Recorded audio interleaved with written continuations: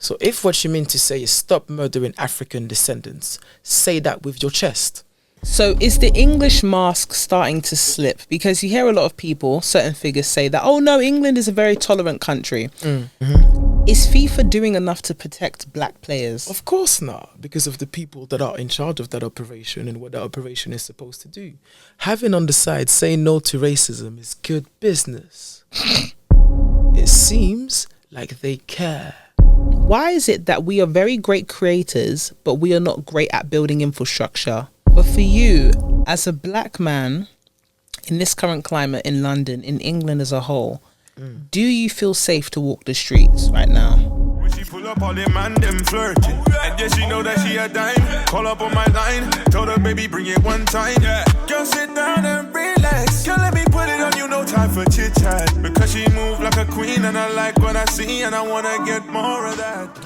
Yo, what's really good though, it's your girl Yezzi Yezzir. We're back for another episode. We got our special guest in the building, man like Nells. Come on. Listen, he thought he could go, not just yet.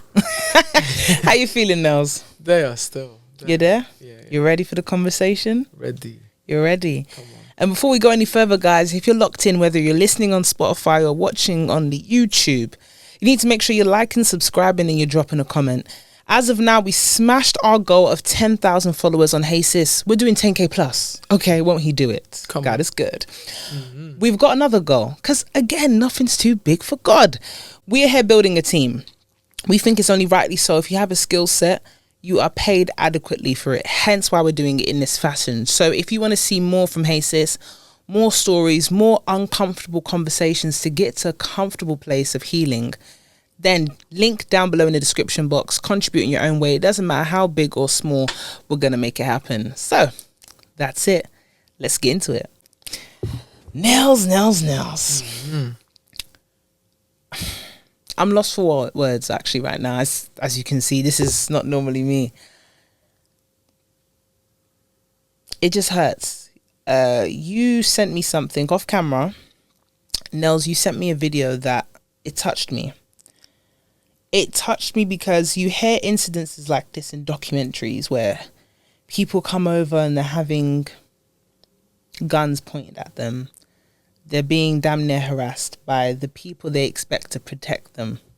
I'm talking about the police. So for you to tell me, and I've known you for a very long time,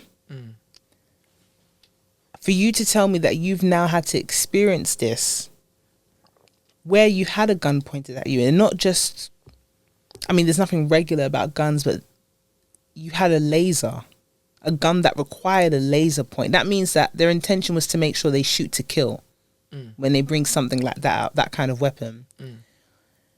And you're sat here and outwardly you may look like everything's okay, but it might sound silly to ask this, but are you okay? I appreciate it, sis. That's actual love. I appreciate it. No, listen, man's calm. Obviously, I have to say that when the incident occurred, my mind was all over the place. I've been in many different situations that involve life or death. But this was the first time where my capacity and power felt restricted to what someone else's idea of what the moment was going to be. You know, I've had stop and search encounters in the past in the UK and in France. But none of them to that extent, and none of them that nonsensical, may I say. You know, somebody trying to make a living and someone who's involved in that conversation in terms of potentially carrying a weapon. It's two different walks of lives, and it's two apparent walks of lives as well. In terms of police force supposedly doing their job. Right? So what happened, Nells? So for people that don't know, because I've gone into it coming from a place of knowing you. Yeah. And admittedly, I let my emotions get away with me. But if you could please tell us from the beginning, what actually happened? What were the series of events that ended up with a police officer pointing a gun at you? So basically, I was coming back from work. I work in the city, and it was late, so the only way I could get home was to get the bus, right? So I'm on the night bus, and I'm just sleeping now because I'm really tired from work. And I wake up outside of Pimlico station, and I can see 4 to 5 officers at the bottom of the bus, right? And I can also see 3 youngsters on the bus just doing whatever they were up to. I noticed that they were doing like a back and forth cat and mouse game with the police. One of the youngsters came out, and he got put in handcuffs, and they were searching him. And then on the back of that, the other 2 also came out and got put in handcuffs. But the bus didn't move. The bus stayed stationary in Pimlico station. And then the armed police entered the bus and then pointed their gun at me, claiming that somebody had called it in. Someone had called the police to say that a man with locks was holding a Rambo knife. That was obviously fallacy, obviously a made up, perhaps call, but allegations can't be made unless you have proof. That's the system we're in. Everything has to be something you can demonstrate because of how it's all set. Now, on the back of them putting me in handcuffs and searching me, they obviously didn't find anything. And they looked very stupid to everyone on the bus, even though some people were filming and some people were just watching, right? Kind of like the world we're in today, just bypasses. And the bottom line is, it is just a reflection of an obvious misconduct from the people that are supposed to be public servants. The name speaks for itself, but the behavior shows otherwise. So ultimately, I took it on the chin on some, it's just Babylon, really. Yeah. Right? But looking at it, I know that I've had different types of thoughts since that encounter. You know, I know that I am now considering my outgoings a bit more. You know, my pattern is very, very blessed, may I say. Yeah. You know, I'm nice. However, I'm trying to see if I could improve my outgoings in terms of like this particular climate that we're in. We know there's a lot going on in our country right now, and we know that there's a bit of uncertainty. We're seeing some positive signs, you know, but Muhammad Ali got famous for that quote, you know, about the 10,000 snakes and the one single snake, right?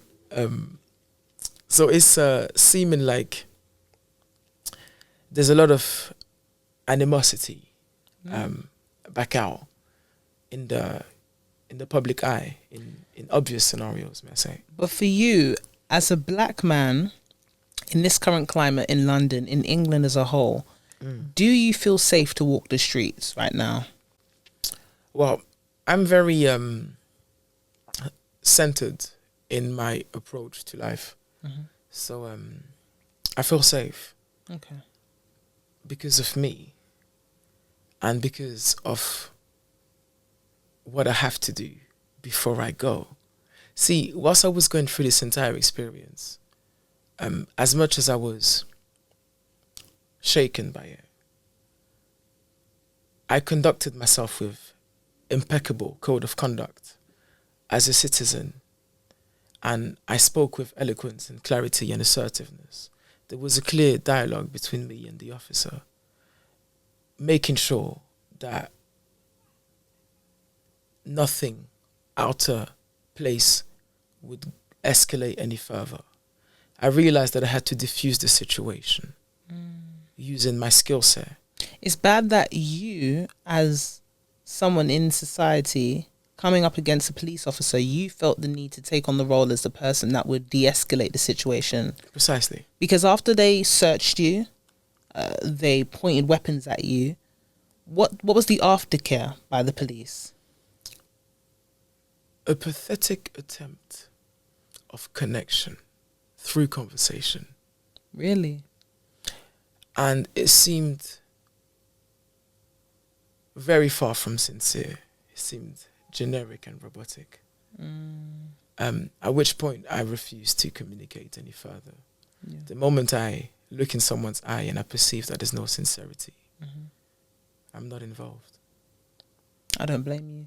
Because I find that a lot of people, when they don't understand the experience, the black experience, they try to make light of it through humour. Through humour. And a lot of what we go through isn't something where it's just, it just happens in this country or this area. This is an everyday occurrence of have to carry yourself in a certain manner to avoid situations that you shouldn't even be involved in the first place. But you actually have to act differently to who you are naturally just to avoid something that's unjust anyway. There we go.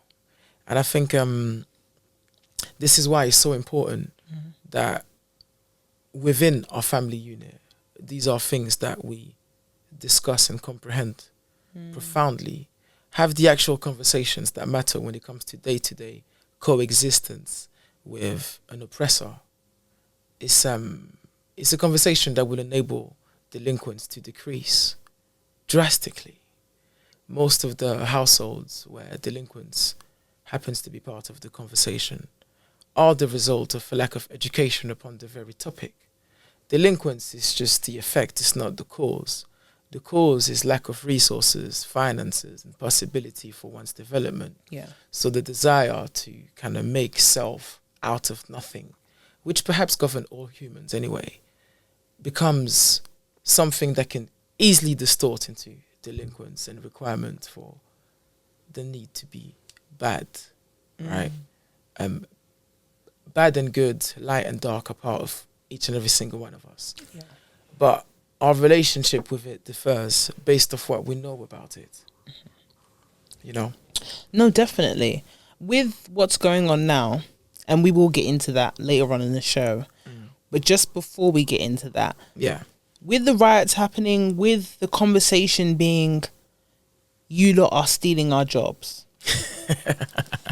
When it comes to the Afro-Caribbean community in England, do you feel like because of what's happening now, this is all the more reason to embrace England as our home? Because you grew up with a lot of people saying, oh, this isn't my home, this isn't my home, this is a white man's land. That's the term that's used. Yeah. With the riots going on now, the attacks, is this the reason why we should now go proudly that England is my home and I'm not going anywhere? So like it or lump it.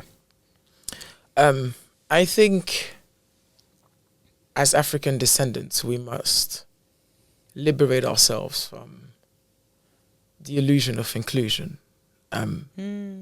I respect any African liberator, but I will also bring to the forefront situations that have left us in further mess for us modern day African visionaries. So do you see England as your home? So I was going to land by saying that Martin Luther's position in this conversation has simply been to facilitate white writers in New York and their requirement to quote him whenever they speak about freedom. Okay. He is the most quoted speaker of all time in terms of best-selling books that discuss freedom. Okay. That's been his contribution towards the conversation, let alone the other stuff that has shaken because of his involvement, to put us in a conversation of inclusion within European societal structure, has detached us from a belief and a requirement to involve ourselves in the construction of Africa and African descendants. Ultimately, the biggest producer of Africans is Africa, because that's where most Africans are found. So sorry to interrupt you. I just got to interject, Nells. So are you saying that African and Afro-Caribbean people that are here in England should not embrace England as their home? I'm saying that people are responsible for the choices, right? If you perceive that to be what you must do, then nobody can tell you anything about your choices. You're responsible for your choices. Okay. But what I'm saying is that we must open our eyes to the fact that, as we mentioned previously, we're being held hostage in our own lands. And we are also developing Europe further. We're using black intelligence to build white wealth. And it's like, what you playing at? Yeah. No. Do you get me? What you playing at? And, you know, people pray for better jobs and they pray for more opportunities. And I recently had a chat with a brother who said, people think they're praying to God, but in fact they're praying to the white man. And I said, what you mean, bro? Talk to me. And it's like, well, if someone prays for a better job, who's going to give them the better job, God or the white man? And I said, wow, okay, cool. If someone asks for a bigger house, right, what is it you're doing? You're asking for a size of the pie, or a slice of the pie, should we say, that has been designed on the back of African exploitation. This is a scientific fact. So how should people go for what they want then? If you're African, if you're Caribbean, and you're settled in a Western country. You should develop a firm understanding of ownership. I think our community joined that conversation later than most other ethnicities. Yeah. Ownership. And you must have a clear understanding of how your actions today determine what's going to happen tomorrow.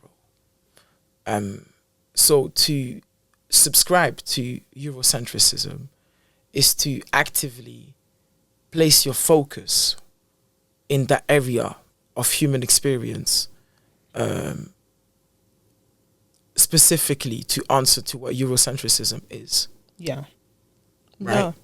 So if you're going to say, okay, cool, I'm an African descendant, or I'm black, or I'm this, right? You're going to say that you embody a certain identity. You've got to understand what comes with that. And you've got to be honest about the reason why we're here in the first place, right? We're here because, and those of us that are successful also must acknowledge that we've had the opportunity to build something on the back of a system which is in place, and the system is capitalism. Ooh. Right? And we built because we clocked the game, right? Yeah. Now that you clocked the game and you built something, what are you doing with that? Are you just imitating, or are you doing because everyone else is doing? Are you in charge? You know why it hurts to hear that? Because as soon as you say that, I think about the music industry and how we have built the music industry to produce billionaires after billionaire. Black intelligence, white wealth. That's it. And my thing is that, okay, we've clocked the injustices when it comes to accrediting us with your shiny awards, your Grammys, your Mobos, your Brits. And we complain. That's it. And we as black people, we complain all the time, oh my God, this category is incorrect when it comes to hip hop and R&B, and they've given the award for best new rap album to the wrong person.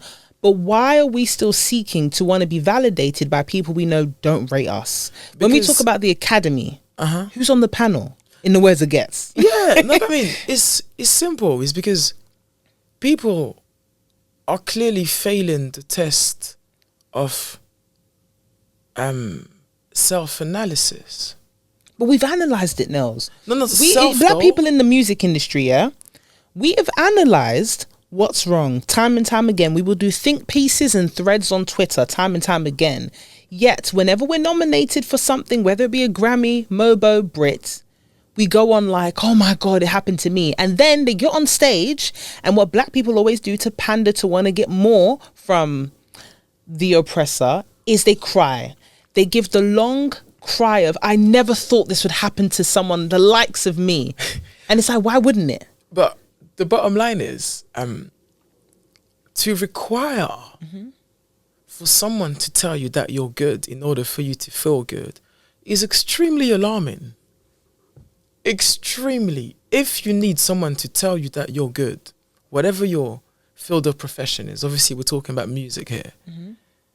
And if you need other people to tell you that you're good, to know that you're good, you're clearly not good. Ooh. Clearly. There's a level of supremacy which comes with being an expert. Unshakable. So let me ask you something, being in the UK music scene, yeah? Hip-hop's been going on for about 50 plus years.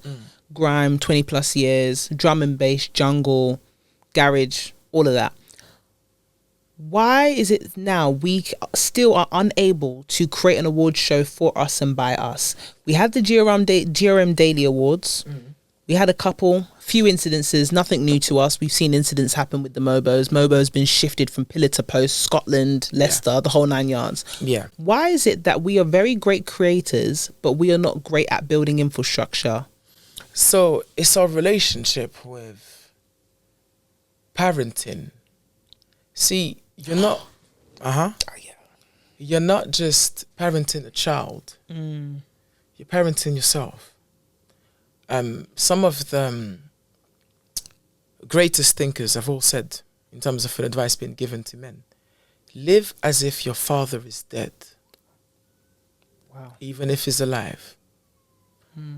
I famously said before that my dad said to my mum that if a man wants to be successful, he will. Now, when he said it and he wasn't present, at the time it definitely hurt. But with time and perspective, I must say, the man was right. I've seen over the years that the men that were really able to analyze life for what it is, realized the importance of their involvement in the situation and what their involvement had to be. You see? So when it comes to us putting a reward system for artists' efforts, especially black art or black intelligence transformed into sound, we must understand the values that we put forward with ideologies of supposedly rewarding one individual out of many. The reason why those shows are put into place is to further to capitalism. Each act is a product, and that product is basically showcased in many different ways.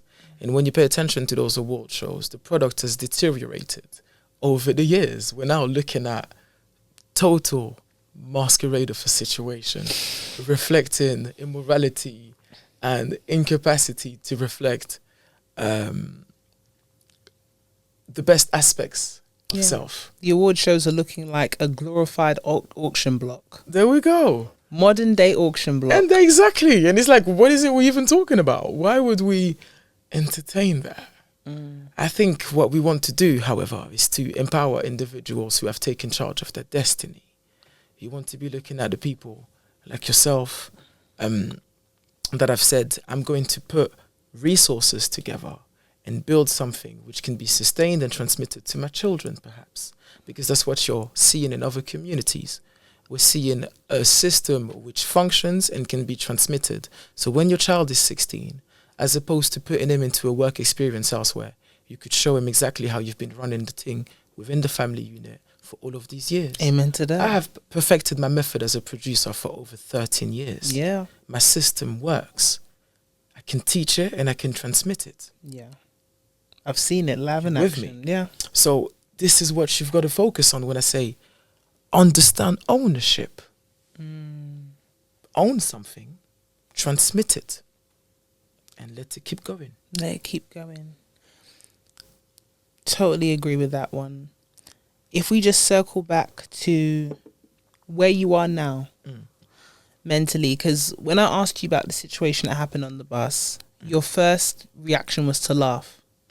And respectfully, I find that sad. It saddened me to see you have to, like, your knee-jerk reaction is I have to make light of a situation in order to keep functioning. But where are you at now with that happening, since that happening to you? The first thing I have to say, I have to thank everybody for the support. It's been phenomenal to be reminded that I'm not alone. I often have tendencies of believing so. But it was a beautiful reminder to see that there's a support system that's available for brothers that deal with injustice. Yeah. And I've tried to stay on top of my own habits that keep me healthy and keep me heading in the right direction. You know, often situations can turn into setbacks if we fail to perceive what was there for us to learn from those situations. That situation is extremely bad and I do not wish it upon anybody. Yeah. But I will say that it reminded me that indeed injustice is normalized, therefore and thereby I must act in accordance to that. I'm not going to let a system of injustice defeat me. That doesn't reflect intelligence at all. Amen to that, my brother. It reflects incapacity to realize what you're in. Do you see what I'm saying? You have to see it for what it is. Yeah. And if anything can be done about that, then do it in accordance to the book. Because the rules are the rules, and that's how a society is built. Yeah. Regardless of its level of corruption and normalization of corruption, there are some laws that are unshakable. So it's important to bear that in mind whilst interacting with the public forces. Yeah. Because some brothers have stepped forward to me and told me, actually, you could have said this and you could have said that into that scenario, and that conversation would be extremely different. We know the police force to be very intimidating when they want to be, and we know them to start to resemble a bit what's going on in America. So we must, as a community, be equipped. Perhaps these are conversations we can have within the household. Yeah. With how one interacts with the police. Yeah. You know, these are things that you know so that you don't learn on the job. I was in a situation where I was learning on the job, but I conducted myself. Because you had the prior education. Because I had the prior education. Had you not had the prior education, it could be a different conversation. It could definitely be a different conversation, because sometimes, and a lot of people naturally are driven by emotion. Mm-hmm. So if you know you're someone that's quite astute and the way in which you carry yourself, you're insulted, and anyone would be insulted in that situation, and you reacted in a certain way. Not that it's not fair to do so, but sometimes, especially with people from our community, we are forced to have to act in a certain manner in order to, and sorry to say it in this way, escape situations. Because it is escape. Sometimes narrowly escape situations in order to live another day. Because had you been driven by your emotions in that moment, you might not be, you know, there's power in the tongue, but tell us what's happening right now. Absolutely. And I consider that option as well. And it's true. It's very important to be aware of what it is. You know, now, education has definitely been the key to my freedom. And I'm grateful for that. Because I've now seen the power of actualizing that education into speech and action. Yeah. Enabling me to remain intact. You know. So this is what I'd say. I'd say that it's important that we remind ourselves every time we step out, okay, this is where you are and this is what you're doing. Yeah. And this is who these people are. You know, this is what they're on, this is how they move. Until we obtain power, right, we must put our resources together, our minds together to put systems that protect us and systems that would enforce justice. Just like our society claims to do, to enforce justice, right? So, right? Put that in quotation mark. Claims, right? indeed. Claims. I said claims. I mean, there was choice. Yeah, it's a claim. I will always say that the branding and marketing of England should be studied for centuries to come. That they're able to appear as civilized people in society, appear to have a civilized way of nature. It's a show. It's a show. It's definitely this is the reason why actors get paid so much. I was actually thinking about it the other day. I was like, wait, hold on. I've noticed, being an expert in customer service. Yeah. I've noticed how much animation people are fascinated by. So whatever area of life you might be practicing your profession in, there's an expectation of a show in the way in which you carry out your profession. Yeah. And I've noticed that a lot of people in the West are amused by that, whether that's in real life or in their own time watching movies and documentaries. They really get into the whole dramatic aspect of interaction. Do you ever get worried about how much people pay into theatrics? As in, like, people will believe theatrics over the truth time and time again. I think that's a sincere reflection of where our society is and how far it has gone away from practicing centering within reality. I think the moment illusion was capitalized on and commodified, it became a chance for... Yo, you're listening, you're watching, you got yourself a cuppa, but there's a couple of things you haven't done. You haven't liked, you haven't subscribed. Can you imagine, Nells? It's crazy. Very crazy. Get liking, get subscribing. You heard the man. We're going to give you a couple minutes to go and do that. Yeah, okay, let's get back to the episode. Yeah, I think it's become a chance for someone to keep the tap running, because capitalism is make as much money as possible and do it however you'd like to do that. And that's where it gets scary. If you have to put some smells into shops in order to attract more customers, do that. If you have to promote illusion and ideologies that are not beneficial to human development, do that. That's what capitalism is, right? So it's so important that people understand that and act in accordance to that in terms of regulating your own life. Yeah, I mean, it's worrying because right now people are high on consumerism. The new drug right now is consumerism. That's it. And people are taking it. That's it. Like no man's business. Like no man's business. Because the bottom line is, once you've got subjects that thoroughly believe they are inferior, they become a canvas on which you can paint. Yeah. And the term social engineering exists for a purpose. It doesn't exist because someone felt like throwing the word out. Yeah. It exists. Speaking of subjects, there's a certain someone who is putting a lot of imagery in a certain fascist group right now in England. Obviously, since the incident that happened, that very, very, very devastating incident that happened with those 3 young children being killed, it's now domino effect, where the goal was we want to keep our children safe. How that's now resulted into Islamophobia, into racist attacks on black people, into attacking religious places or businesses owned by people from the Muslim community. How it trickled down to that? Certain figures who have subjects. Yeah. When I say that, are there any specific people that come to mind? Yeah, of course.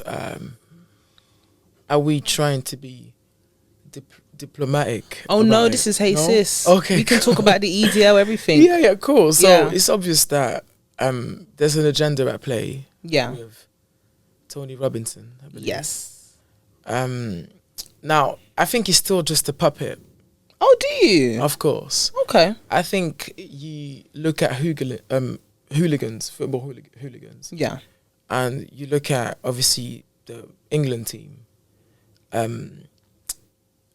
We have had situations that speak for themselves. Oh, definitely. To find ourselves in 2024 and have to deal with the monkey affiliation to blackness is reflective of an ongoing business opportunity that comes from racism. Yeah. Because that's what racism is. It's a business. And just to touch on this, because I know you would have witnessed this when it happened.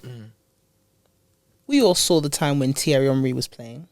So to have someone who's since retired, and it's been a while now, to say it's shocking that in his time he went through that, and then you see young players like Saka go through the same type of abuse, racist abuse.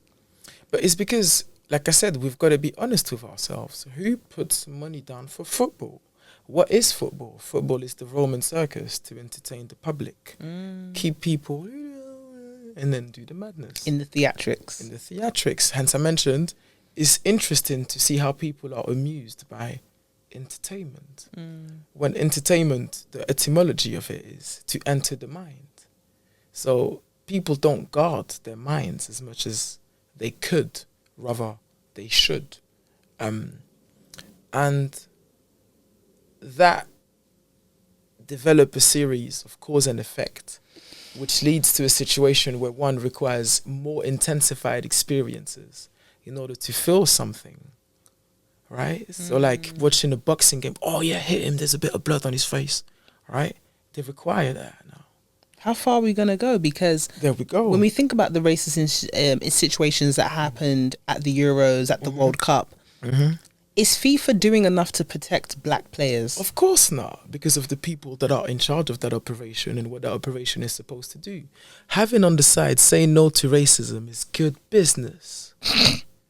It seems like they care. It's all a show. Because FIFA can do a lot more. They could do significantly more. But it's business. And he who pays the piper chooses the tune. Let's practice adulthood and see things for what they are.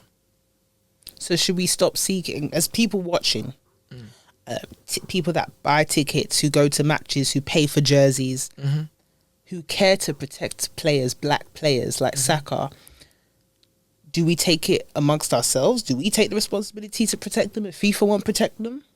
Well, how does one go about protecting a football player who is under contract by FIFA?